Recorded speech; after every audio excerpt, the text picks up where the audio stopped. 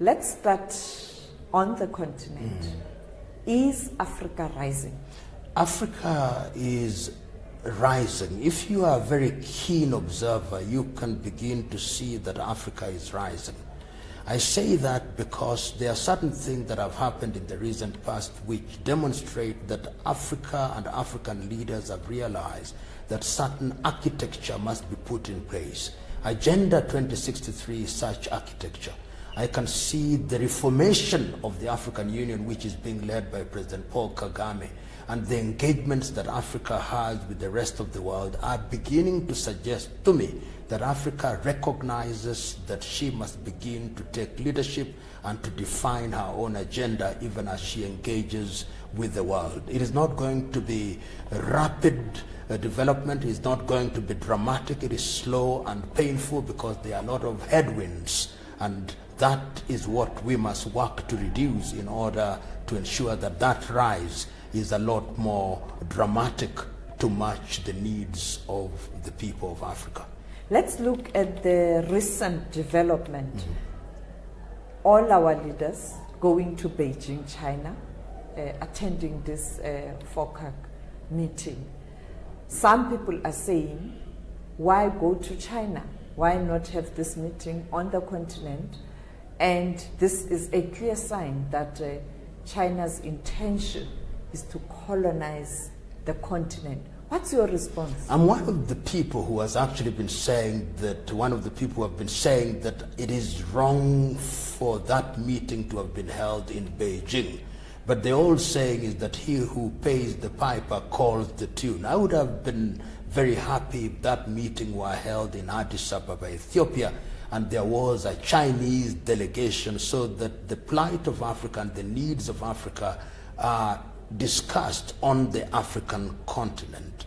But that is water under the bridge. What we must then do is to ask ourselves, how are such engagements important for the people of Africa? China has defined what she needs and what she wants, and she has identified that Africa has resources, both in terms of mineral and other agricultural resources, and that Africa constitutes a big market. I can tell you that China is now exporting fish to Africa, exporting electronic material to Africa, exporting raw material, not raw material, but textile material to Africa. The question is, what is Africa exporting to China beyond primary products? And when China is handing down these many loans, including the promised $60 billion to African countries, what will she get in return? My view is we must begin to ask the foundational question, what are we doing to ensure that China does not run roughshod over African countries and that there is indeed an engagement that is mutually beneficial? Currently, the trade balance is in favor of China. Do you think we have capacity, or we have that capacity as a continent, particularly our leaders, to be brave enough to address this problem of trade imbalance? It must be addressed, and I know that there are a number of African leaders who are already beginning to say that that is critical. I've heard President Paul Kagame say that, President Akufo-Addo is saying that, President John Pombe Magufuli, and I think even President Cyril Ramaphosa, and quite a number of leaders whom I'll not name, who are saying that if we are going to engage with China in a manner that is sustainable and for the benefit of the people of Africa, we must ensure that we reduce the trade imbalance. And that requires certain actions on the part of African countries. Let's look at the minerals that we are exporting, like coltan or rare earth, that is being exported to China and is an integral component in electronic material. Why can't we have those factories located in Africa so that Africa also develops our own industries? Why can't we ensure that there is transfer of technology, particularly when we are beginning to talk about the fourth industrial revolution? Is there genuine and legitimate transfer of technology? Why are we allowing unnecessary Chinese labor to be working in infrastructure projects while we have our own engineers and our own people who can do that. Once again, I must reiterate, that is incumbent upon political leadership and leadership in business and leadership in private sector and in public sector to make demands of our leaders that if this kind of relationship goes on unchecked, then China will begin to control our economies in a negative way. You spoke about the Industrial Revolution, but as a continent, do we have the capacity and the skills? We do have the skills. I believe that Africa does have manpower. If you look at countries such as Nigeria, or even South Africa, or even Kenya and Tanzania, and if you go up north in Egypt and Morocco, we now have trained personnel. We are beginning to recognize that in order to develop industrially, you need energy. And I've seen mega energy projects in Ethiopia.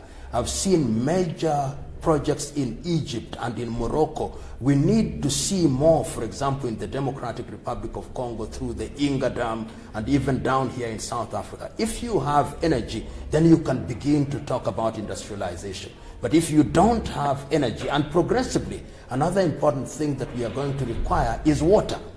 Once you have that and you have infrastructure so that there is movement of goods and services, and you also have the legal infrastructure, then we can begin to talk about meaningful industrial revolution. But this must be done, in my view, initially through regions.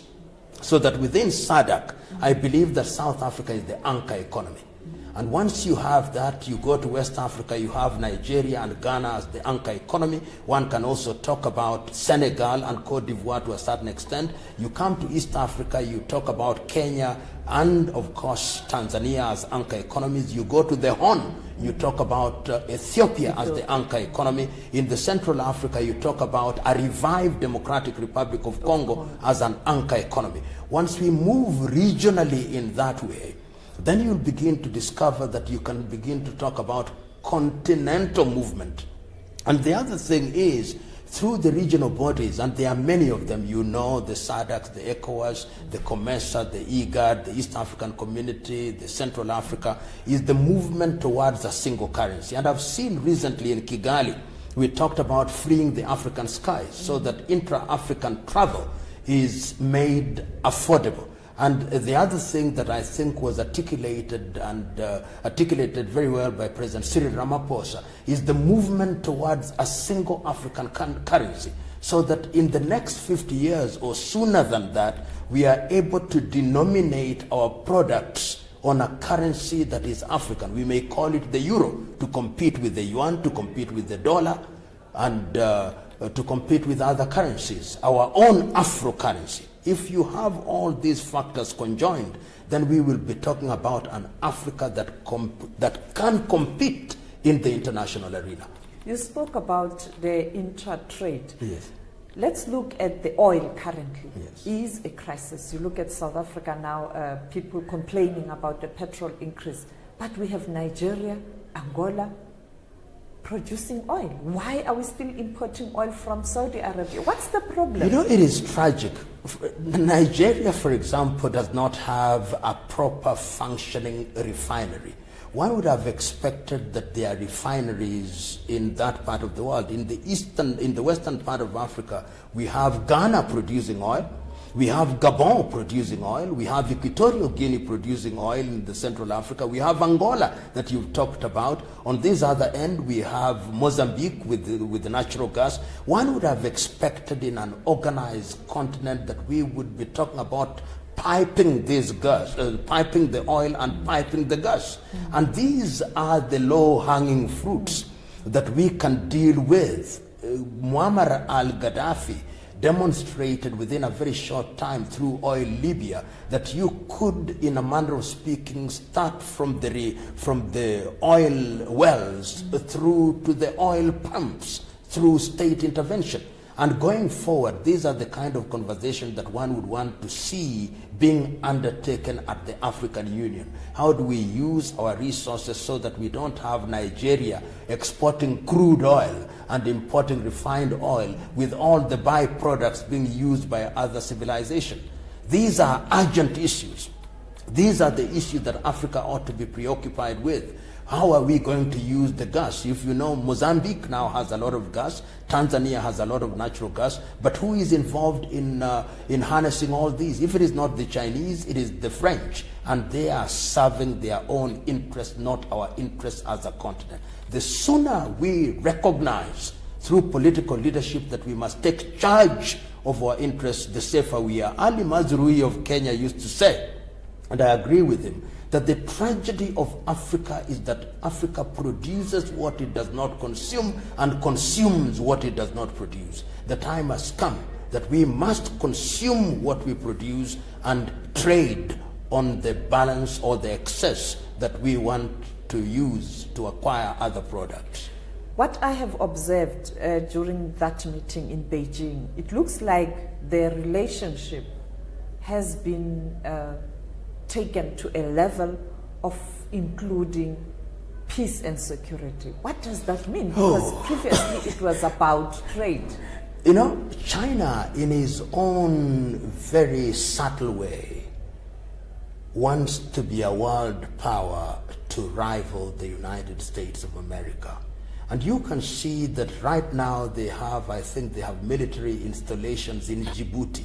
And progressively, I think what they are going to do is to say, you African countries don't have the capacity to patrol your territorial sea. You don't have the capacity to patrol your exclusive economic zones. We are going to give you the vessels to do this, and this is part of our contribution to peace and development. Internally, we are going to have Chinese peacekeeping forces in Niger, in Mali, and I think we should be very wary of that. I think Africa, as has been stated under the 7 pillars of Agenda 2063, should free herself of military installations by any powers, the Americans, the Chinese, the French, the British. And you have mentioned China, but a Britain that is outside of Europe will be looking towards Africa. And it is not lost on me that in the last few days, we have had the British Prime Minister visiting South Africa, visiting Nigeria, and visiting What's the agenda there? What's the agenda? The agenda is that there is a new scramble for Africa.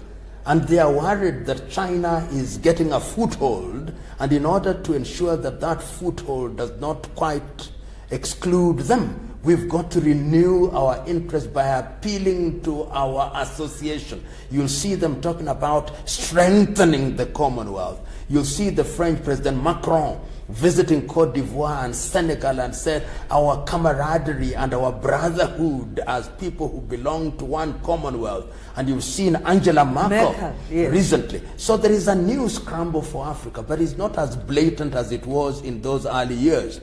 It is much more subtle. It is being shrouded and concealed in trade and cooperation. And if we are not very careful, this is that trade is the Trojan horse. It will enter into the room, and once it has entered into the room, before we know it, the tent will be occupied. It looks like America is not interested. Is it because of the new leader who is inward looking, or there's no value for the Americans? I think the Americans are interested. Don't be cheated about the Americans, because the truth is that if you look at during the presidency of President Trump, I think the expenditure on military has grown exponentially. And in a very subtle way, they are also still very present quietly, not as noisily as they used to be. So their apparent lack of interest is not a statement that we are moving out. They are simply saying we are focusing on the domestic arena, but their strategic interest in Africa and the rest of the world is still alive and well. In other words, I'm saying, if we are not careful, there is going to be a major scramble for Africa. And what will be the modus operandi? Divide and rule. People are going to be told, the French are going to tell their colonies, you work with us. The British are going to tell their former colonies, work with us. The Portuguese are going to tell their former colonies, work with us. They are going to put emphasis on bilateral relationship rather than regional and multilateral, regional and continental. And the way to defeat this, easier said than done, is to go through regions And if you go beyond regions, go continental, and all the bilaterals are then discussed within the region or within the continental. Multilateralism. Is multilateralism as strong as it should be? Is multilateralism still a big instrument or platform where people can negotiate trade and political relations? Are we still allow me to use this course? word. Multilateralism is politically and economically very romantic. But the reality is that countries will always circumnavigate multilateral issues to deal with bilateral issues. And we see this particularly even amongst European countries. When Angela Merkel comes to an African country, the idea is to give her country, Germany, a foothold. European Union may be mentioned, but you can see that there are certain things that are strategically important for the Germans, and those are the focus. Americans, also when things are important for America in their direct dealing with individual countries, then they talk to the individual countries. Only recently, I think a week ago, our own president was invited to the United States to have a tete-a-tete with President Trump in his capacity as the president of Kenya. And he did that to President Buhari of Nigeria. So there is a sense in which multilateralism is useful only in certain areas, and in certain areas people still go to the old traditional way of bilateral relationship.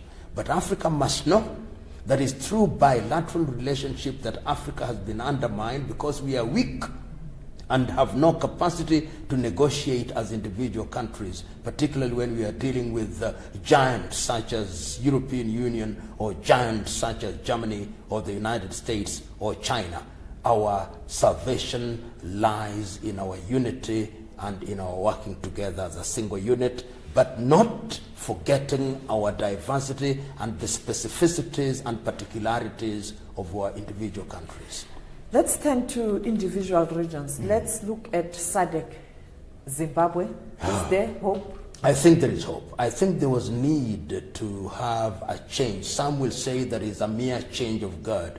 But I think that the realities of the economy of Zimbabwe are such as to require the Mnangagwa administration to do certain things that are right for the general good of the people, so that his hand will be forced. And if I look at some of the statements that have been made and the appointments that have been made, particularly in the area of the Minister for Finance, I'm persuaded that we are beginning to move in the right direction. What I expect the Mnangagwa administration to do is also to incorporate the opposition.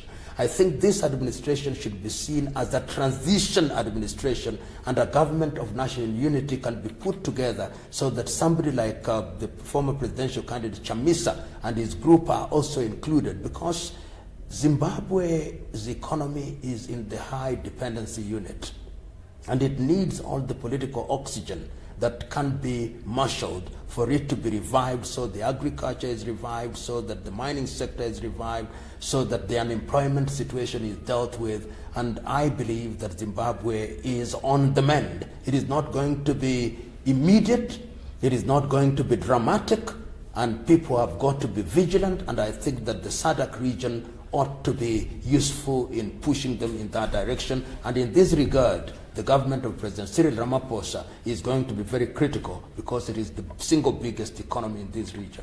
And finally, DRC? DRC, there are certain movements that are useful. The fact that President Kabila has now taken the view that he will not contest is a good thing. But DRC is a little bit more complex than we know it. If you are talking about over 132 armed groups in the eastern Congo alone, it is not going to be easy. But I think let us do the first things first. Let us have credible elections in the DRC and in the month of December. And once we have had those elections, we've got to re-engineer governance. And I think they need a new constitutional dispensation. They'll need to silence the guns. There'll be need, in my view, to have an all-party meeting, all armed groups, must be invited to discuss with whichever government wins the election. But who's going to mediate? I believe that the African Union is in a position to do that, and if they are supported by the United Nations, there is a sense in which it can be done. So African Union can do it, and I believe that South Africa, SADC, will also be very useful in this regard. It is not going to be easy, but we have demonstrated in the recent past that what is happening in South Sudan now demonstrate to me that Africans are capable of resolving their conflicts within the continent. What has happened, the rapprochement between Eritrea and Ethiopia has also demonstrated to me that if there is will within the continent, with support, material or otherwise, from outside of the continent, then this can be resolved. The other conflict that we don't talk about, but I must talk about, is the Cameroons. The situation in the Cameroons is also one that needs attention, so that you are able to solve the Cameroonian problem there, so that you stabilize Central Africa. So you are talking about resolution of conflict in Cameroon, where there is a forthcoming election. You also talk about the conflict in Central African Republic, and also resolve the issues in the Democratic Republic of Congo, so that we give practical meaning to the pronouncement by the African Union that the guns must be silent by 2020. Not easy. It's not easy. But we must work at it. When there's a political will. When there is political will, it is not for the faint-hearted, but it must be done.